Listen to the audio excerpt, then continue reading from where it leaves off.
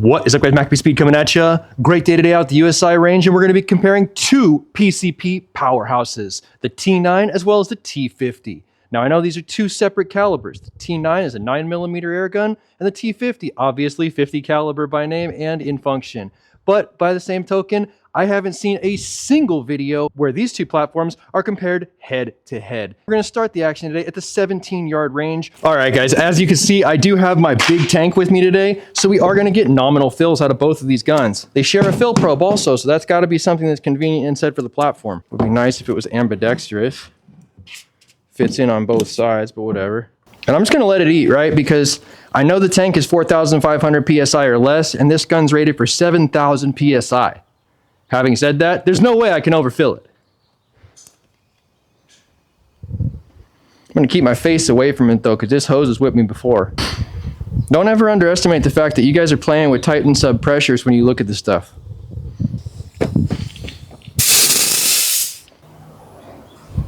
It does look like after the temperature change from filling this, generating the heat in the tank, and then having that heat in the tank subside, plus filling two guns, we're getting about 4,000 PSI. So that's a pretty nominal fill. I've said it before and I'll say it again. You say you're going to get 4,500 PSI max fill, but every time you turn the compressor off, it instantly starts to drop in pressure just from losing that heat from the compressor's fill.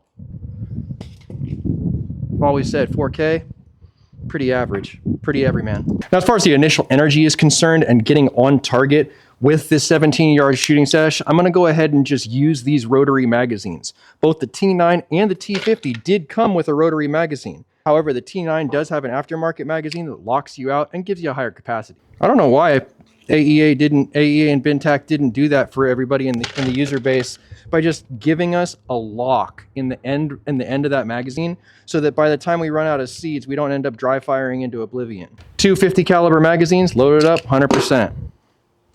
I only have one of these AEA magazines, the rotary magazines for the T9. The other one that I got with this gun actually took a shit fairly quickly. So this is the only one I have to work on today, but it'll be all right. Got this hollow skirt ammunition. This is the approved ammunition from Jim at Texoma Precision Pellets. And honestly, Jim makes really good stuff. Anybody who says Jim doesn't make good stuff doesn't know. So I'm going to go ahead and just use his recommended ammunition, and hopefully we'll get good results again today. Very first comparative that we have to look at, not only is the T50 magazine larger in size and wider, but it only has about 75% of the rounds that the T9 magazine holds. You have 8 total shots in this guy, but it would have been 7 if they'd have given you the lockout that the T50 magazine possesses. I've had real good luck with my T50, so I'm just going to go ahead and go with my T50 as far as shooting that first, and then we'll move on from there. Really smooth still. I will say that they really did dial in the actual mechanics of how this whole thing works together. Okay, on safe. Adjust cameras. Boom, boom, boom, boom. All right, here we go. All right, ready to go with our first volley from the T50. Over our chronograph, 17 yards away.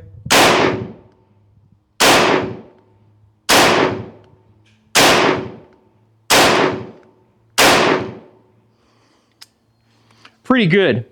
Went from 4,100 PSI to the pressure that you currently see in front of you, and I didn't have any failures. To be honest, with iron sights that did not come on the gun itself, I feel pretty good about that result, considering the fact that every single one was in the meat and potatoes of a good center mass style shot. These are T9. As you can see, the T9 has the SBR kit on it. Got the thumb hole stock, and it also has the ability to accept the rear chassis, but I'm just kind of using it in this condition at this point. Does accept the factory mag in addition to the extended mag, so keep that in mind. Just give it like, I remember how unergonomic the factory one was. Cool. This is significantly more difficult with no stock. And I had a jam. Why? Instant jammage. That sucks, man. What happened?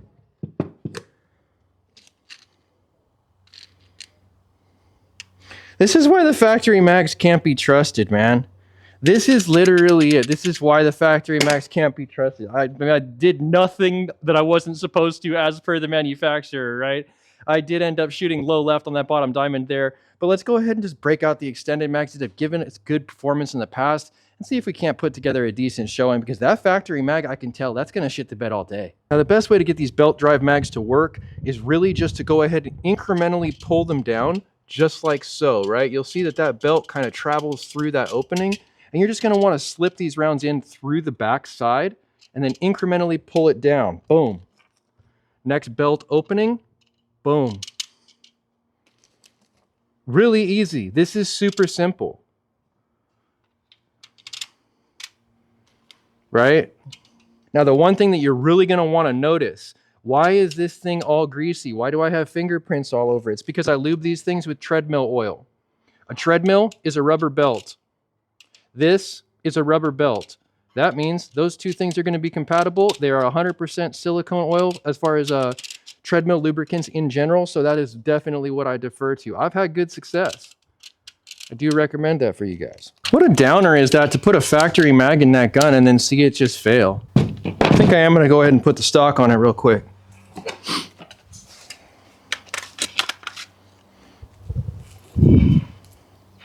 Just a quick click. Easy. Slide on the back of the rail. Really easy. All right, let's see if we can't do just a little bit better with our non-factory mag, right? That factory mag was quite the disappointment.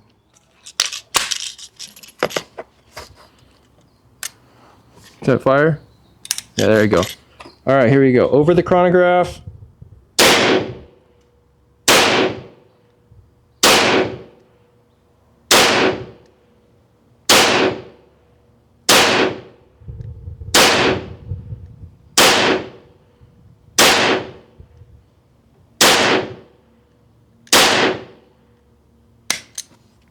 And I think we're locked out. Is that it? That's all of them?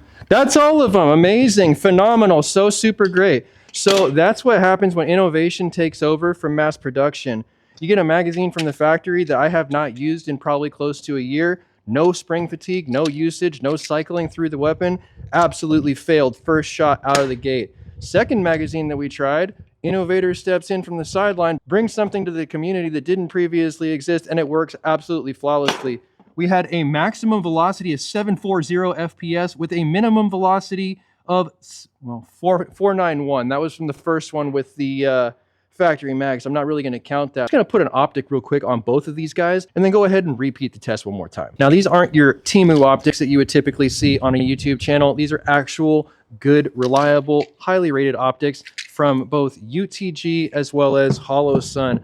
The HOLOSUN 503CU is pretty rad, honestly. The Elite HOLOSUN's been used in a lot of videos on this channel to great effect. I think we're gonna go ahead and start with a smaller caliber of these two, since we saw the T9 make considerably less energy, but it does bring that higher shot count to the table. So you gotta really choose what's a priority to you. Do you want that big terminal energy dump, or do you want more chances to make a hit? Give it the old bump. It wants to hang up right here, so I give it the old love tap. Easy. It's the only time you'll have to do that too, is the very first shot into battery.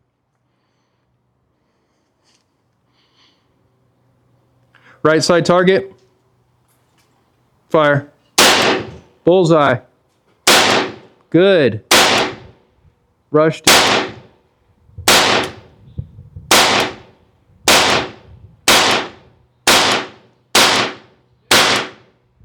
It's working, dude. It's working. 556 feet per second on the last shot, and we've really got a good tight group out of it that time. Not bad. That's the kind of performance that I was really hoping to see from the T9 after that kind of shotgun spray style group we saw the first time. No breaks, no edits, no nothing. I'm just gonna go ahead and load the T50 up and keep it rolling. Okay. Left side target. Fire.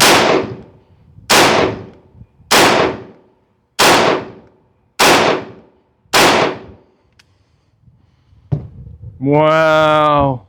The T50 is a little nail driver. Like 100%, I don't have good vision. I have a restriction on my license, right? I'm not allowed to drive without my glasses. So when I look down range and I see almost all of my shots -2 in one ragged hole, that's pretty damn good for a 50 caliber. Typically, you don't see a lot of accuracy with the higher energy semi-automatic PCPs, but that was really good. We didn't top it up either, right? There was no top up on either one of these things. So I think that we got through reliability testing accidentally by forgetting to top them up. 2 magazines, no problem, out of both platforms. All right, guys, I can't think of a better way to spend the morning. We're getting success all the way across the board. Great group from the T50, totally acceptable combat accurate group for the T9. This is good accuracy to me, even with the no magnification. All right, guys, since we saw such good success at the 17-yard range, I'm gonna go ahead and extend the range about 50%. Not an exact 50%, but we're gonna go to 25 yards. These are very short gun style carbines, right? So even though we're seeing the accuracy that we wanna see translated downrange at the 17, I'm gonna go ahead and extend it and see really what the limitations are as far as reaching out and touching things at distance. Really wanna give both of these platforms a good fair shot at success here, so I'm gonna go ahead and air them back up, knowing that I'm gonna get to probably close to 4,000 PSI, 3,900 PSI, somewhere in that neighborhood once we get it. I gotta say it, air guns aren't fun when they're not working. When stuff is breaking, it's just not enjoyable. So for me personally today, seeing everything just kind of work the way it's anticipated to do so, it's just a good feeling, man, really gratifying. That's where the gratification of air guns can really pay off for you, is when stuff works. Okay, once again, flip over our non-ambidextrous fill port.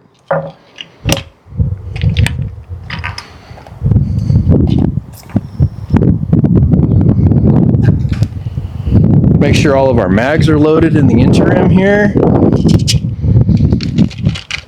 And just so everybody knows what's going on here, we are actually using the dished base 235 grain hollow point slugs of dead soft lead from AEA Precision pellets. He supplied us with not only the hollow skirt pellets for the T9 that I'm loading up, but also the 50 caliber 235s that are loaded up already in the magazines for the T50.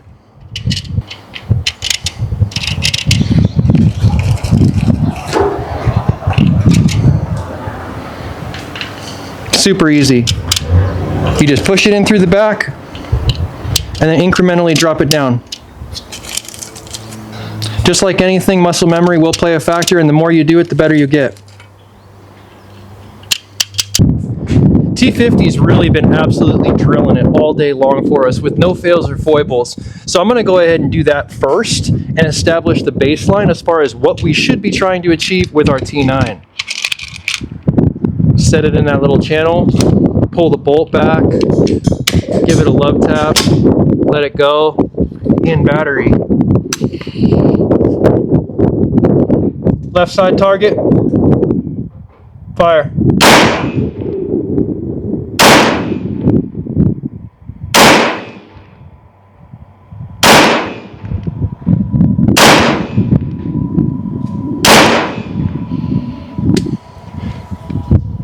I almost feel like I could ask more of this.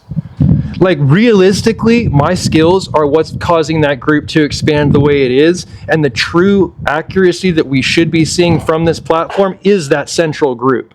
So I think I'm really not asking enough of the accuracy potential of this specific carbine. It might have 50 yards in it. I mean, if it's got 50 yards with accuracy and energy, could be a hog gun. It's 50 caliber projectile, why not, right?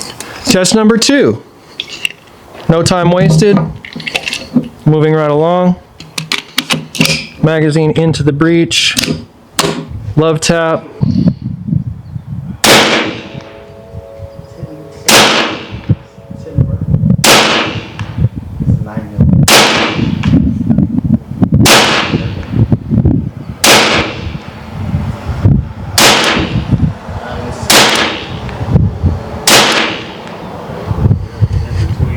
So it's actually not as accurate in any sense of the word as the T50 was. You look at that left-hand group and then you go apples to apples on the right-hand side and it almost looks like a buckshot spray. So for me personally, I'm seeing the benefit of the stocked platform versus kind of a spray and pray, more of a CQB style offering.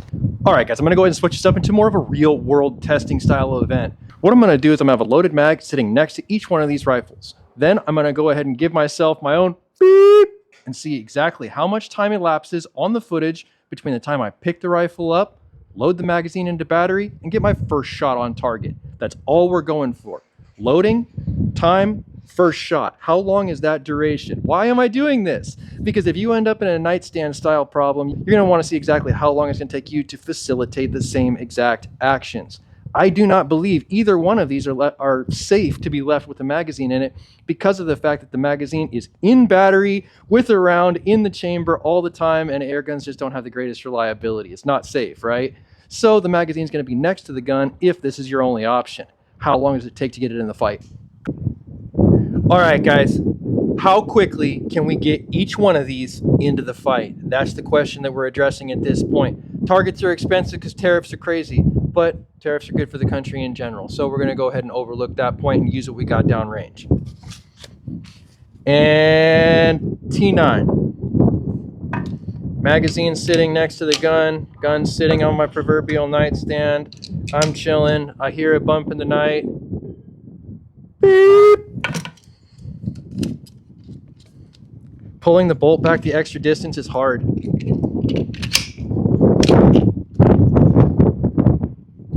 Oh, safety just got me. Man.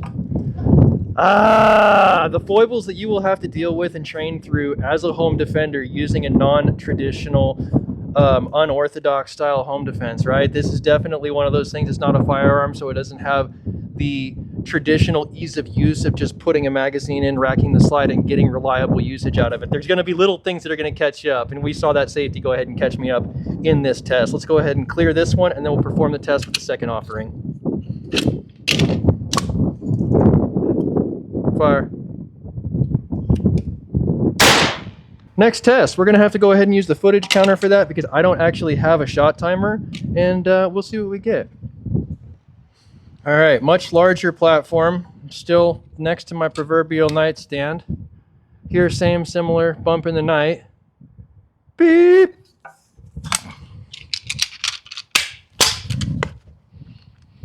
No fire. Oh, safety got me killed twice. I feel like I should redo the test. But the problem is, if I pull that magazine out and clear the gun, because there's no magazine in it, it will go full automatic and dump all of the air out of the business end of the barrel, right? So I'm not going to do that here and potentially get kicked out of the range, right? But let's go ahead and empty the rest of the magazine so that we can do so safely. 1, 2. Weapon is clear. All right, guys. I've gone ahead and shown you just about everything I can in a non-run and gun style range to go ahead and help you make the decision as far as what's going to fit your lifestyle and your budget better in 2025 between these two PCP rifles. You've got the T9, just about $800. You've got the T50, double the price tag, $1,600. How far are you really going to be engaging with these platforms? That's a key question, because I'm getting accuracy at 25 that I just can't match with the T9 at the same exact distance. 17 yards, didn't do too terrible. Add another 8 yards to that, it seemed to open up quite a bit. T50 stayed accurate and carried the energy out there. What works for you? Choose your own adventure, right? I think it's going to be a great place to go ahead and end this episode, but if you like this episode, give it a thumbs up. If you want to see more content like this, make sure you subscribe for more with that notifications button so you can stay current on the channel as well as when these videos come out. If you really like what you saw today, pushing the absolute edge of the envelope as far as airgun technology is concerned, make sure you share it so somebody else can see it. And I'll catch you boys in the next one.